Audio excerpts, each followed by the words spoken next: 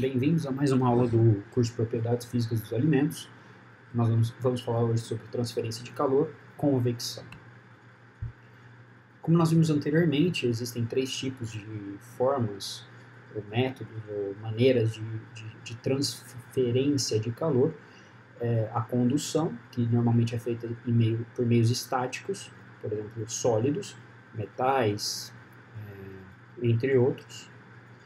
A convecção, que é feita através de meios líquidos ou em movimento, fluidos, gás, ar e radiação. A radiação a gente não vai entrar muito nesse curso. Em relação à convecção, a gente tem que entender que existem dois tipos de convecção. Tá? A convecção natural, causada por variação de temperatura, tá? Ou densidade. Por exemplo, aqui do lado direito, vocês veem um gráfico que tem um movimento aí, representando a convecção natural, causada pela variação de temperatura. Ou seja, na parte de baixo, as moléculas do fluido, da água, teriam a tendência de aumentar a sua temperatura, isso causa redução da densidade e, consequentemente, as moléculas sobem. Tá?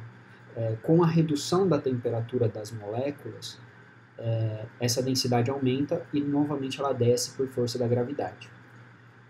Então, a gente tem essa convecção natural, ou a convecção térmica, e a convecção forçada. A convecção forçada é causada por equipamentos. A gente pode ter uma hélice movimentando um líquido, uma bomba movimentando um líquido, um ventilador movimentando um ar. Por exemplo, a gente tem secagem por convecção forçada, que seria secagem a gente aquece o ar e empurra esse ar usando um ventilador, para que passe sobre o alimento com uma convecção elevada, com um movimento forte, para aumentar a taxa de transferência de massa e também de calor. Então a gente tem, normalmente, a equação comum da convecção são essas duas aqui, que na verdade é a mesma. A única coisa que vai variar é a variação de temperatura. Porque, assim como o ΔT tem que ser maior que zero. Tá?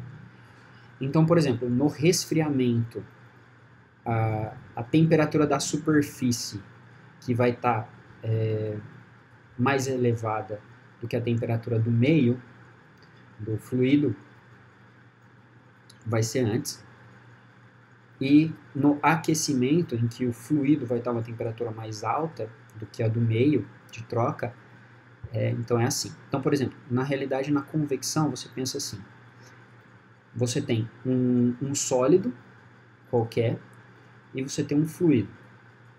Tá? Um ar, uma água, qualquer. A temperatura do fluido vai ser a temperatura no infinito. E a temperatura de troca, que é essa daqui da superfície, é a TS. Tá bom?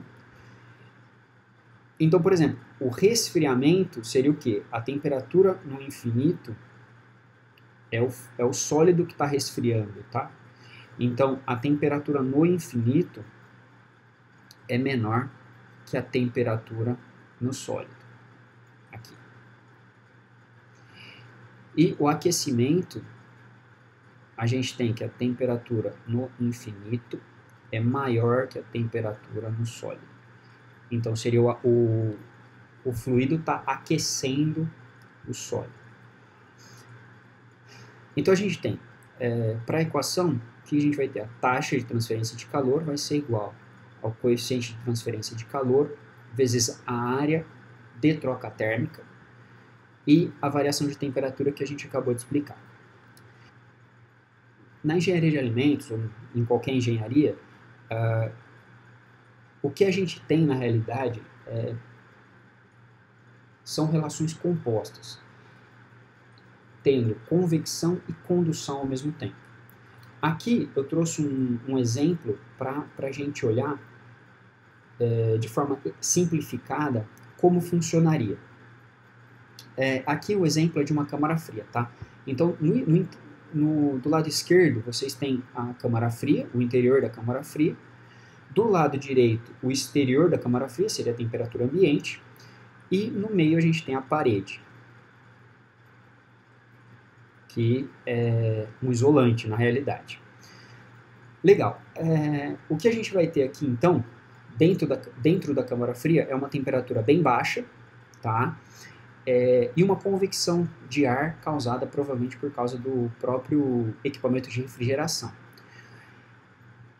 O coeficiente de troca térmica por convecção, que é o H, ele vai ser específico do ar frio do interior da câmara fria, da sua convecção e tudo isso. Do lado externo, nós também temos um coeficiente de troca térmica por convecção, tá? Externo, que vai ser relativo ao ar externo da câmara, o ar ambiente. E nós temos entre as duas convecções uma condução, que acontece, né, dentro da parede. Então, quando a gente olha isso, a gente tem uma temperatura externa, 3, e uma temperatura interna, 0, lá no meio interno. Então, existe um fluxo, uma tendência de fluxo de calor de fora para dentro. Tá? O calor entra na câmara fria, tá bom? Quanto melhor o isolamento, menor seria esse fluxo de calor, tá? E aí a gente tem a necessidade de melhor ou pior isolamento, né, térmico, dependendo da variação de temperatura também, a diferença entre T0 e T3. Mas só para a gente lembrar, então, o fluxo de calor de fora para dentro, ele vai ser o fluxo global.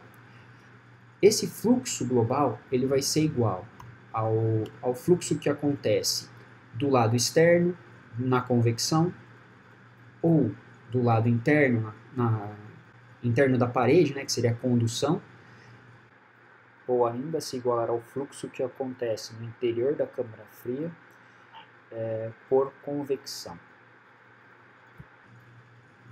Dessa forma, a gente pode escrever essa equação assim: o fluxo global, ou o fluxo de cada uma das regiões, pode se igualar.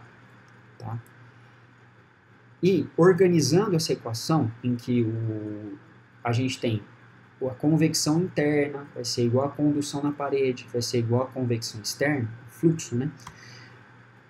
A gente pode dizer, assim como na condução, que o fluxo de calor, ou a taxa de transferência térmica, vai ser igual a um coeficiente global de transferência térmica, de coeficiente global de troca térmica, vezes a área relativa à troca térmica, vezes a diferença de temperatura, a externa menos a interna. O coeficiente global de troca térmica, nesse caso, ele seria dado por essa equação aqui. Tá?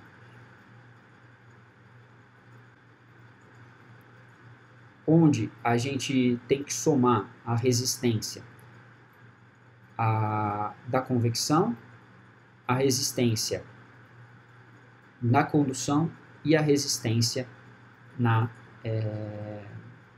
convecção externa, tá bom?